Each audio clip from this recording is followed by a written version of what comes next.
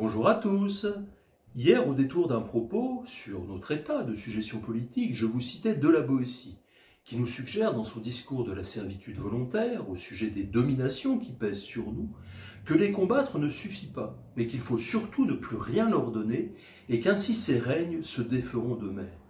Par analogie, j'étendais ensuite cette remarque à tous les aspects négatifs de nos sociétés, que nous devrions être attentifs à ne plus nourrir avec nos propres humeurs et comportements néfastes ou stériles. En poursuivant aujourd'hui ma réflexion sur le changement du monde, il m'est revenu en mémoire cette histoire amérindienne que peut-être certains d'entre vous connaissent et qui projette une lumière supplémentaire sur ce sujet. C'est un vieil Indien qui raconte à son petit-fils qu'il est habité par une lutte intérieure entre deux loups, que l'un est plein d'envie, de colère, d'avarice, d'arrogance, de ressentiment, de mensonge, de supériorité, de fausse fierté, tandis que l'autre est bon, paisible, heureux, serein, humble, généreux, vrai, rempli de compassion. Et lui explique que cette lutte se produit également en lui, petit enfant, comme en chaque personne. L'enfant réfléchit alors un instant, puis demande lequel des deux loups va gagner la lutte. Et le vieux sage de lui répondre cette évidence, simplement celui que tu nourris. Je pense que si beaucoup d'hommes ont renoncé à leurs rêves d'enfant ou d'adolescent, de voir un jour la violence, l'injustice, la méchanceté, la pauvreté reculer, pour laisser la place à la paix, à l'équité, à la douceur et au bonheur, c'est sans doute parce qu'ils ont relâché leur attention sur ces deux loups à l'intérieur d'eux-mêmes et renoncé à consacrer suffisamment d'intérêt à la victoire du bon loup sur le mauvais.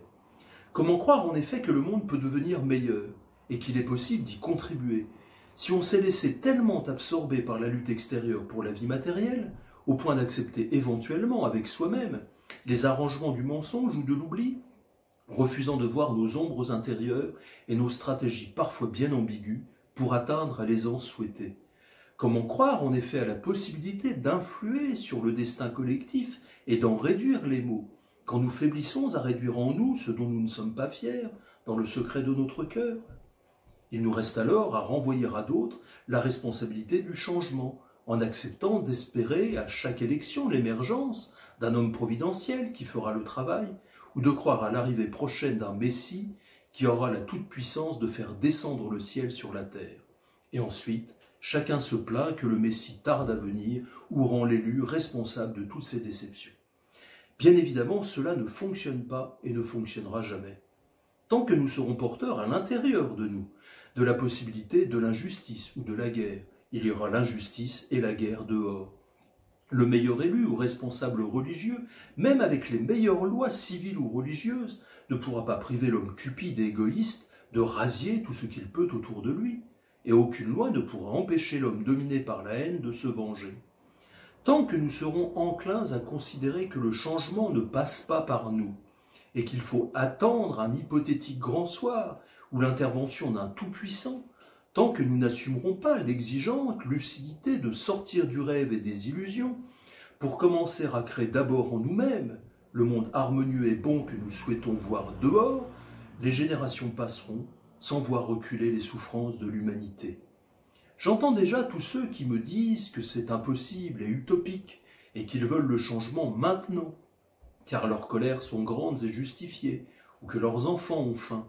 Et je comprends cette impatience qui peut moi aussi me traverser, quand je constate tant de situations scandaleuses qui pourraient être un peu réduites par des victoires immédiates, que je souhaite, pour peu qu'elles soient sans violence et sans haine.